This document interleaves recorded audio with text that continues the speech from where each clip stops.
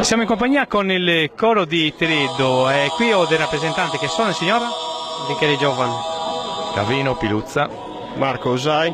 De Buggias Antonio Angelo. Bene, vogliamo presentare praticamente il vostro gruppo, chi siete, quanti anni insomma, siete attivi nel territorio e di che cosa giustamente vi occupate. Chi me ne parla? Microfono a voi. Allora, il coro di Tereddo praticamente esiste da 25 anni, abbiamo avuto diversi maestri, Coloru, Becciu di Tereddo e anche il maestro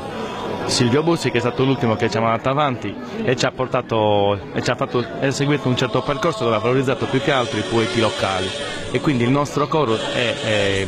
diciamo, si presenta più che altro perché valorizza i poeti locali con le canzoni armonizzate dai maestri di qua, quindi più che altro sono canzoni locali. Abbiamo fatto diverse manifestazioni un po' ovunque per tutta Italia, siamo stati in Svizzera, siamo stati poi alla mostra che il comune di Tereddo ha spostato in tutta Italia, tra cui Firenze, tra cui Roma, tra cui Venezia, tra cui anche Genova e ultimamente diciamo dovremo anche andare a Olbia a cantare se tutto va bene, quindi perché adesso la mostra è stata anche a Olbia. Quindi il coro di Tereddo è formato da 18 componenti, i giovani sono a fianco a noi, sono il futuro, abbiamo 4 giovani che stanno andando avanti, il presidente è a fianco a me, io sono segretario cassiere e poi niente,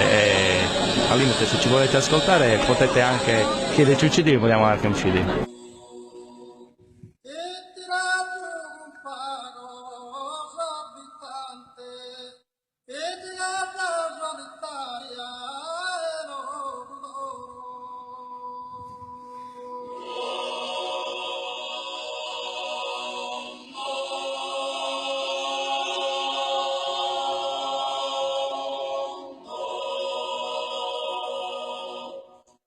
In